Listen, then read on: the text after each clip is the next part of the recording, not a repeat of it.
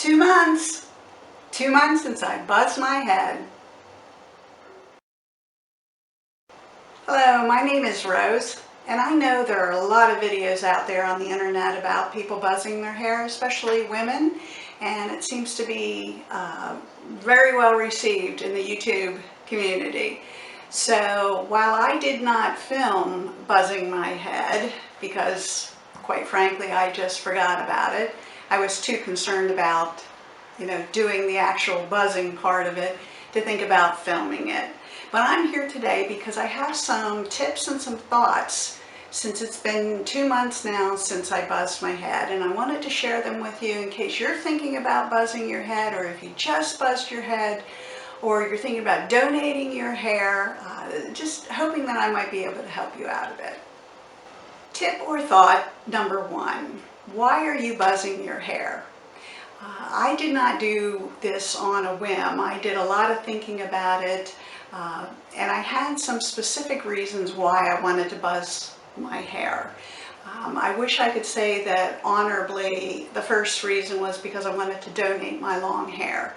However, I wouldn't be telling the truth if I said that, although I did donate my hair. The number 1 reason was I had a lot of gray coming in, and I was finding that I had to keep coloring my hair, and the faster it came in, the more I had to keep coloring my hair. It was like every 4 weeks I was having to dye my hair. I had even gotten away from having it done professionally because I simply could not afford it anymore, so I was doing box colors all the time. And I really wanted to get away from that, and I wanted to go back to the salt and pepper, not really go back to, but go to the salt and pepper color that my hair naturally would be. So I weighed all the odds of how I could go about doing that, and there's a lot of information out on the internet on that. One of the ways, of course, people said just to let your gray grow out. That takes a very long amount of time. Plus, as your gray grows out, you have this line of delineation between the gray up here and maybe your highlighted or brown or blonde or whatever color hair you have down below. And it just, to me, looked horrible. I would get so far into an inch or so into growing my gray out, and I just could never get to the point of saying, okay, I'm going to be patient enough and let it. Now that's fine for some people who choose to do that, and it works out well, but for me, I just didn't have the patience to do it. Another way my hairdresser had talked to me about was actually coloring my hair gray. But that entailed a long process. We're talking, when I say process, it's probably processes that they do. They have to actually strip all of the color out of your hair, then they have to put in another color, and then they have to put in some highlights, all till you get to the point where your long hair semi will look a natural gray. I didn't really like the idea of putting all those chemicals on my head, but I particularly did not like the cost. It was going to be well over $100, and I just couldn't see spending that kind of money on myself just to get my long hair gray. The last way was to cut it out, which is what a lot of people do, and that's what I decided to do. But at the same time, I decided if I'm going to cut out my long hair, I might as well donate it. I've done it before. And so I was familiar with how to go about doing it, but I researched different organizations. I measured my hair, and I really, in order to leave some hair on my head, I wasn't going to shave it bald, I just wanted to buzz it down short. I had about 8 inches of hair that I could donate, and there was really only one organization I could find that takes 8 inches of hair. Most of them are 10 to 12. And this was a good organization for children. They deal a lot with children that have alopecia. That's near and dear to my heart. I have a relative who dealt with that through her youth, and wigs were just a mainstay for her. So I felt it was a worthwhile organization to donate to. So that's what I decided to do. On talking about donating your hair, I would say do a lot of research. If your reason is you're cutting your hair to donate it, or like me, cut the color out and donate it, do your research on where you're going to donate your hair to. As I said before, a lot of them will not take bleached hair. A lot of them, it has to be a specific length, 12 inches, 10 inches. So you may have to allow some time for that. So I did my research, found this organization. So that's my another tip for you to please, before you do anything for donating your hair, if you're going to, I mean, skip right past this part. If you're not going to be donating it, you're just going to be cutting it. I really don't think you need to hear me go through the whole process of buzzing my head, because I don't have a video to show you.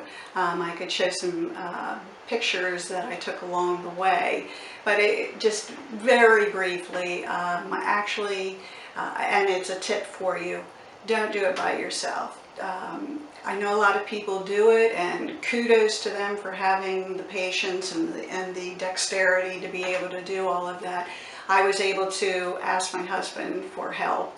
He's used to my wild, wacky things that I've done with my hair, and he's done highlighting in my hair before and all kinds of things. So for me to ask him to do this, he was absolutely fine with it. So he sectioned it all out, a lot of ponytails around, and putting the rubber band so that cutting above it would give the 8 inches of length. Once that was all sectioned out, I had like 11 sections. He proceeded to cut, those sections out, and I'll post a picture of what that looked like before. Because I was donating it, I had the tissue paper ready to wrap it in. I double rubber banded it, and then wrapped it in tissue paper to get ready to mail it out. After the buzzing, after that part, we went downstairs to the basement, where it was the easiest to do cleanup for once he would start using the clippers on my hair. Another tip, very important, and I put this under the column of duh on me, because I don't know what I was thinking. I absolutely just was not thinking.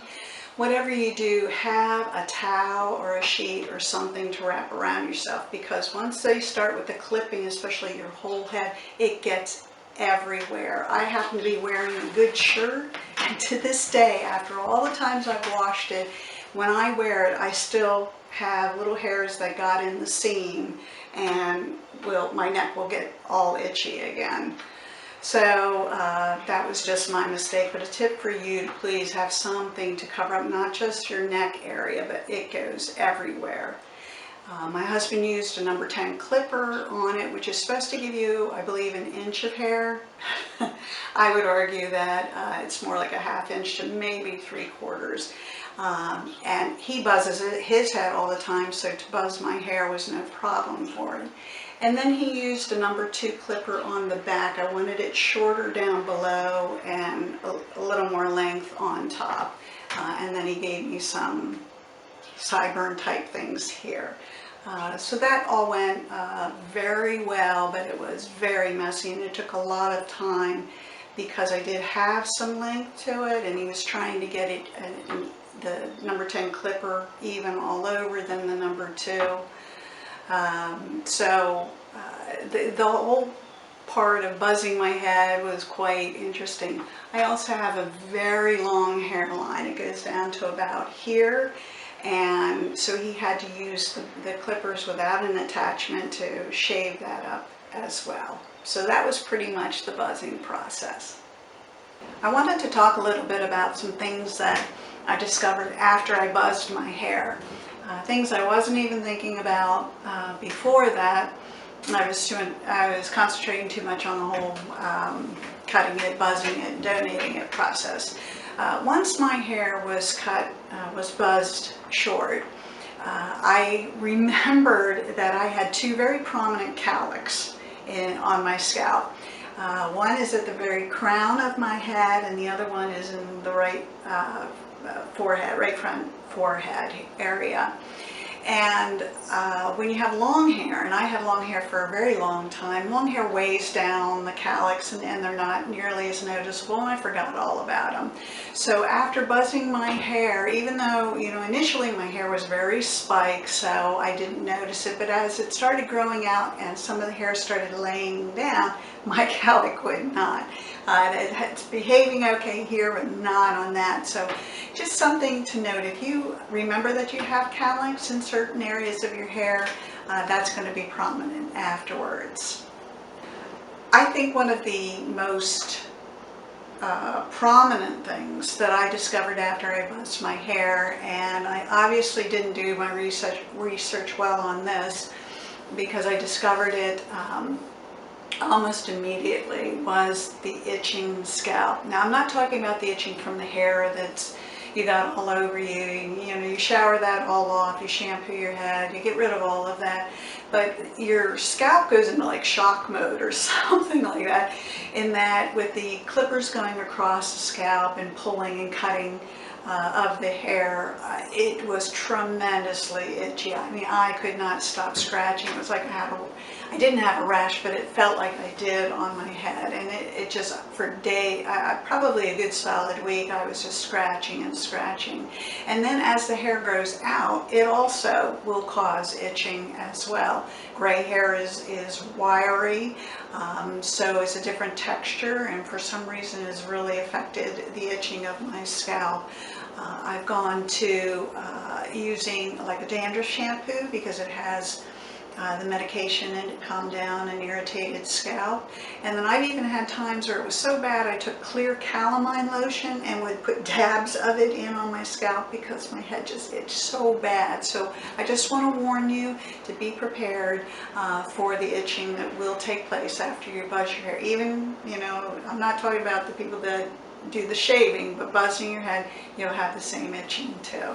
Finally, there are a couple things that fall under the category of styling. With long hair, it was brush and go. You flip it up in a bun or you clip it up, and there's really just, it's so much easier to take care of. With short hair, especially this short, you have to do a lot of styling, especially as it's growing out. I mean, I have to shampoo or wet my hair down almost every single day because when I wake up in the morning, it's exploded all over the place. So I have to use mousse in my hair after shampooing. I have to use a gel of some type, like they make all different brands of this gel stuff that you can either enhance or keep the spikes there, or smooth the spikes down, or your sideburns down, or to calm certain areas that are sticking out. And then I have to use a lot of hairspray. I mean, now you have to do all of that just to get it presentable. So another thing along with styling is, as I said before, I have a very long hairline. So I wanted to keep the back of my hair short as the top is starting to grow out and fill in before I start letting the back get some length to it. So it will look very, very sloppy. So at least once every week I have to shave my hairline on here. Shaving cream, razor, that I can do myself. But just be forewarned, if you're somebody with a very long hairline and you want to keep that looking nice and neat, you will have to keep that shaved up for a period of time until your hair is long enough to start covering over that. I had one unintended consequence after buzzing my hair that really surprised me, and I'm just going to throw it out there and mention it to you. I was prepared for the comments from the adults of, why did you cut your hair, and oh my gosh, what did you do? And so I was prepared to say, I donated my hair and I wanted to get back to my natural color and stop coloring my hair. I had all those reasons set aside, but what I forgot about were the little kids, especially the little kids in church that I'm so used to getting hugs from on Sunday morning. Now, I sent a picture out on Saturday night when I had done this to warn the parents the next day so I wouldn't have to field a whole bunch of questions at church. But when I arrived at church, the little kids would just stare at me like they either didn't recognize me or it kind of scared them and they didn't know what to do or how to react, and they just really distanced themselves. Especially one sweet little boy who every Sunday, I always could guarantee, would run up and hug me. and he wouldn't come near me. And he told me, he said, "You look like a boy." So I thanked him. I told him, you know, you're the first honest person to tell me that. So I appreciated his honesty, but he said, "I'm not going to hug you until your hair grows back." So that was a little bit of, you know, bless his heart, out of the mouth of babes. But, you know, be prepared for some of the comments you're going to get from the adults, and also what it will do for the little children who are not prepared to see such a drastic change. All in all, I'm glad that I buzzed my head, that I cut my hair and cut the color out. It's particularly noticeable out in the sun. I'm inside in my kitchen, so the light throws off a false darkness. But to just give you a little bit of look on my hair and the gray.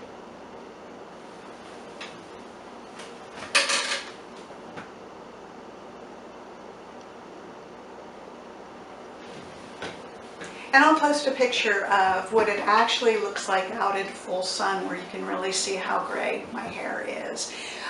So I'm glad that I didn't go through the process of trying to grow the gray out. I just wouldn't have been patient enough for that. And I'm glad I didn't spend all the money and go through the process of coloring my hair to try to get it to look like a natural gray. So I am glad that I did do the hair cutting. I am glad that I donated the hair as well. And now it's just a matter of trying to take good care of my hair. Gray hair is a different texture, much more dry and wiry and or oily. So I'm just going to have to concentrate on being patient to keep styling it as best I can while it's growing out, taking good care of it until I have long hair again. So I hope that in some way this video helped answer some of your questions, or help prepare you before you buzz your hair, or if you've just buzzed your hair, or if it's just entertainment for you. Thank you so much for watching. If you like the video, please subscribe to my channel like every other YouTuber says, and give it a like. I appreciate it. It helps with the ad revenue on my channel. Thank you.